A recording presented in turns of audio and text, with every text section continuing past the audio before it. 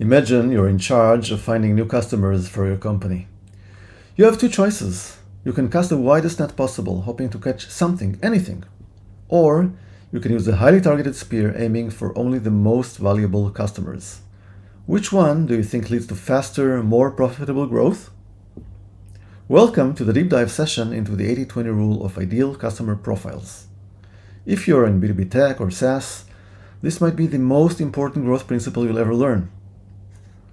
So, in today's session, it's all about being precise in who you target so you stop wasting time, effort, and money on the wrong customers. Why this matters? The Pareto principle, the 80-20 rule, tells us that 80% of revenue often comes from only 20% of customers. The mistake many companies make?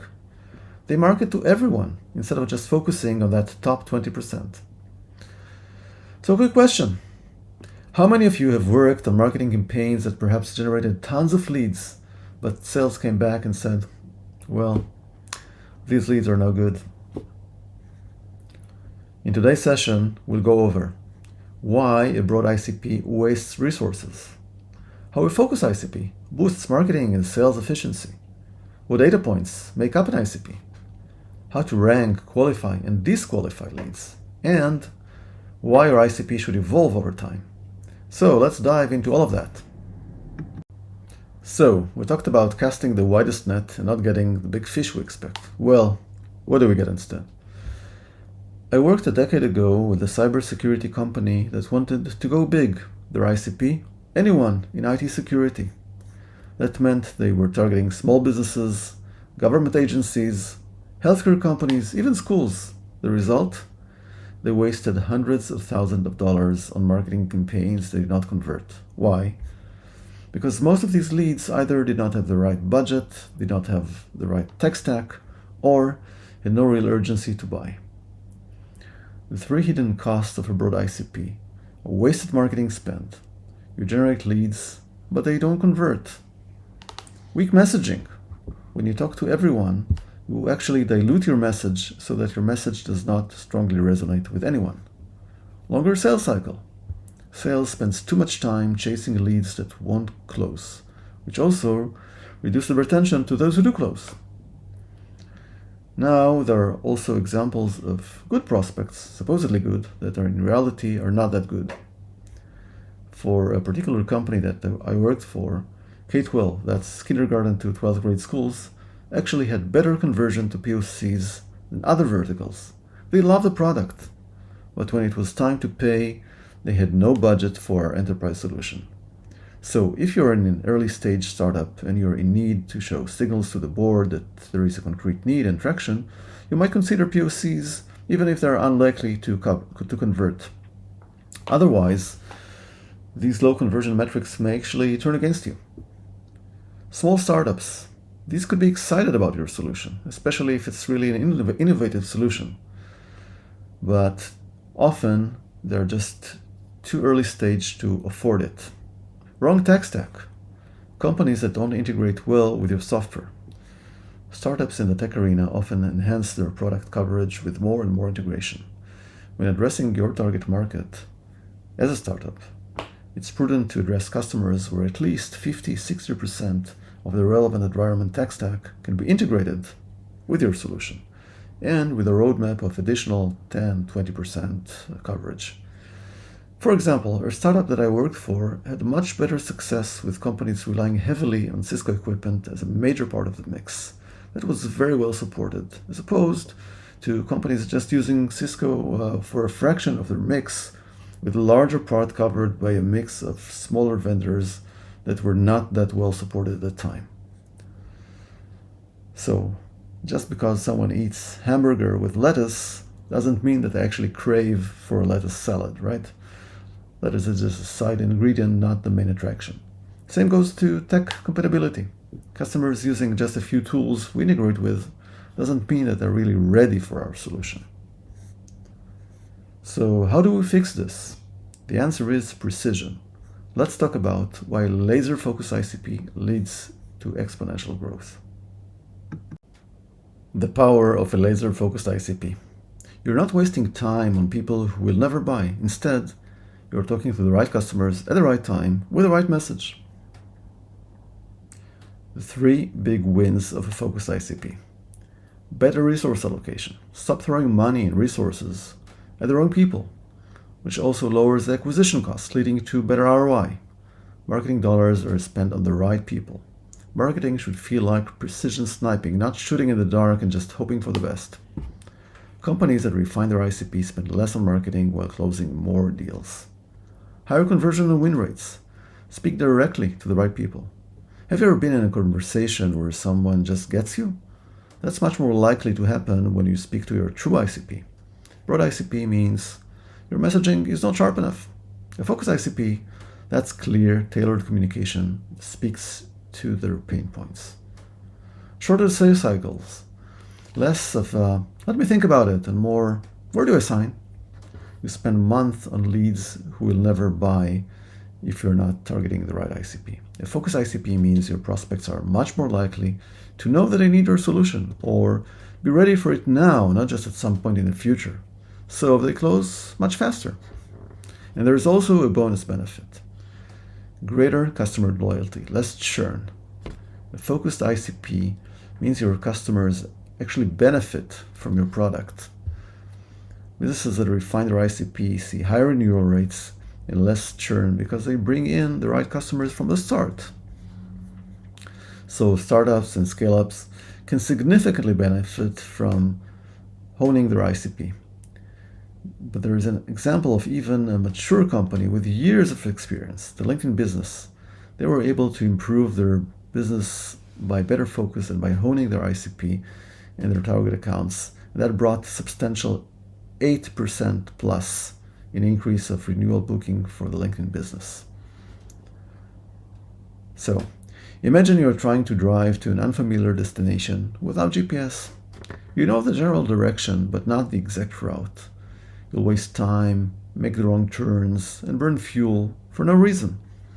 A broad ICP is like driving without these exact directions. You might eventually get there, but what's the cost? A laser-focused ICP is like turning on your most powerful navigation system for your business to get direct, efficient, and fast route. So ask yourself, are you driving blind or are you following a clear roadmap? Think of it. When was the last time that you refined your audience targeting? What is given, and probably the first ICP advice, which would still hold true, is to look into your CRM and, even more importantly, talk with your customers. Look at your most successful customers. What do they have in common? Identify which customer segments drive repeat business, faster sales cycle, and higher retention rates. These are your ICP goldmine. Define the key ICP attributes to build precise ICP. So break it down into 3 main dimensions. Firmographics. These are the industry, the company size, the revenue, and the location. The demographics. These are the roles, the seniority levels, and job functions of key decision makers. And the psychographics. These are the pain points, goals, and motivations driving their purchasing decisions. Now leverage data and tools to validate. Don't just trust your gut feelings. It's not enough. So back your ICP with real data. Use your CRM and analytics tools. So you can look into platforms such as Salesforce and HubSpot to help you track patterns. But always remember to explore it periodically as customer behaviors evolve. Now, it's super important. Always aim to obtain customer feedbacks and sales insight. Talk to your best customers. Why did they choose you? What might have almost stopped them? This qualitative input sharpens your ICP. So the account attributes are really the DNA of an ideal client. These are the foundational characteristics that define the companies you're aiming to engage. The industry and the niche. Identify the specific sectors where your solution really shines.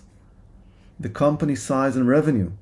That determines the scale of operations that best fits your offering. Are you catering to nimble startups or maybe more so to established enterprises? Knowing this helps in tailoring your approach and your priorities. Geolocation. focus on the regions where your services are most needed or where you have a competitive advantage. Now let's talk about what happens with companies who pass the first line of filtering. After getting the initial engagement, there are more nuanced ICP attributes to look for. For example, if you sell software that is more likely to replace or rather complement certain solutions, do these exist in your prospect's environment? If you're a startup selling direct, not through a partner or through a marketplace, is your prospect likely to buy from a startup? Have they bought from other startups before? Now, let's move on to the buyer's persona. It's often not considered as an ICP, which speaks to the company type, but it's, broadly speaking, definitely part of your targeting. So putting a face to the decision maker and influencers is really, really important. Looking at the pain points and challenges, understand their daily headaches. Maybe they're grappling with data breaches or struggling with outdated software. Decision-making criteria is also really, really important. So you need to understand what affects their choices. Are they driven by cost saving, efficiency gains, or maybe compliance requirements? Even understand their preferred communication channels. Now, another consideration is the persistent versus time-sensitive attributes, the static and the dynamic. So persistent attributes, these are more obvious constants or slow changing attributes like the industry type, company size, geolocation. The time-sensitive attributes, these can really fluctuate and require more regular updates. For example, having a current contract, like if your prospect is locked into a deal with a competitor, once this terminates, it can be relevant again for you. Recent mergers or acquisitions relating to your customers or even to the tech stack your customers are using, these shakeups can also really redefine the needs and budgets, so stay alert to these changes. Product launches or expansions. Company rolling out a new service might suddenly find your solution indispensable, even if it wasn't so before. And really, really important is the technological compatibility, ensuring smooth integration. So we always need to assess the tech stack of your ideal customer. Compatibility is super important. So, you cannot sell vinyl records to someone with only a digital playlist, right? So look into the software and platforms they're using. Identify what tools and tech stacks are being deployed. Look into the IT infrastructure. Are they cloud-based, on-premises, maybe hybrid? This affects the value that they may gain from your product. What is their approach to innovation adoption? Are there pioneers eager to try new tech, or are they more sticking to the classics? Now, let's bring it all together. So crafting a detailed ICP, which includes also the more nuanced information, the buyer persona, and the tech factors, it's like really assembling a jigsaw puzzle, right? So each piece fitting together ultimately to reveal the complete picture of your ideal customer. As the saying goes, you can't be everything to everyone, but with a well-defined ICP, you can definitely be everything to someone, to the right one, to the right audience. Imagine your sales team spends 3 months nurturing a prospect only to realize in the final negotiation stage that they use an incompatible tech stack and will never be able to integrate with your solution. That's months of effort just gone. This is why disqualification and ranking prospects early saves time, money, and resources. So the first line of defense is the ICP-based disqualification. Before looking at the sales readiness, the first step is the ICP fit, making sure they're in your ideal playing field. What ICP-based disqualification look like? So first, base it on the firmographics and the demographic factors that can often be identified at the lead stage before any engagement. Then look at the tech stack compatibility and the more nuanced factors. If you're a cybersecurity platform provider that relies on endpoint detection, EDR, but your prospect company only uses network-based security solution, they're a bad fit. They will struggle with implementation. So, based on the ICP and the nuanced information gained by the initial qualification, you can already assess the likeliness to buy, the urgency, or the value your prospect gains from your offering. Based on all that information, you can also assess the buying stage and the business maturity. For example, if your product solves scaling issues, but the company you're selling to has not scaled yet, maybe they're a future, not a now prospect. So the tip here is to build disqualification criteria. That's obviously based on the core ICP criteria, the tech stack, and the geolocation you're not serving well. Now let's talk about the second line of defense. That's already in the range of sales, assessing the true sales readiness.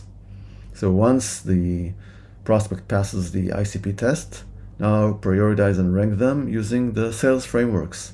These are like the BANT, budget, authority, need, timeline, assessing whether your prospect actually has the budget, the decision power, a real pain to solve, and an urgency to actually take a buying decision. There are obviously other like MEDDIC and other frameworks as well. You may also want to add lead scoring or ranking system to help you prioritize and identify the now versus the nurturing or future leads. So let's talk about the key takeaways here. First, focus on this question. Who can buy soon and succeed with our product? Disqualify based on ICP first. So don't even let unfit leads into your pipeline.